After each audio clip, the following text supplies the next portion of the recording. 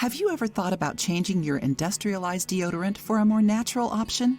The most commonly used deodorants today are antiperspirants, which carry lots of ingredients such as triclosan, propylene glycol, parabens, fragrances, aluminum, and alcohol that can be harmful to our health.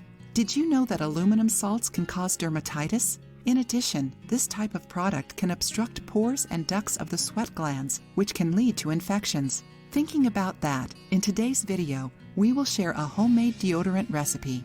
This recipe we are going to teach you not only is free of chemical components, but also reduces the odor and fights the bacteria present on the skin. The process is very simple, and the results are amazing. And best of all is that you can choose your favorite fragrance.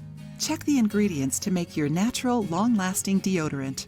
3 tablespoons of cocoa butter, 2 tablespoons of starch. It can be corn, arrowroot, potato, cassava.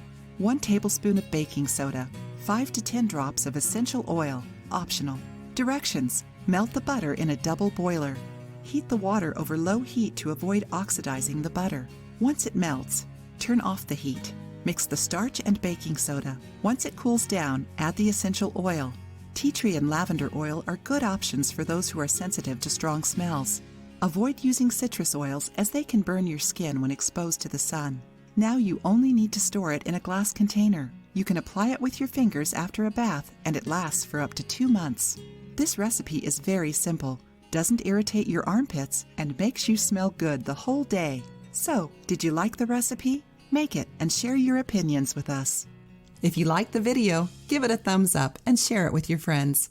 For more recipes and tips, subscribe to the channel.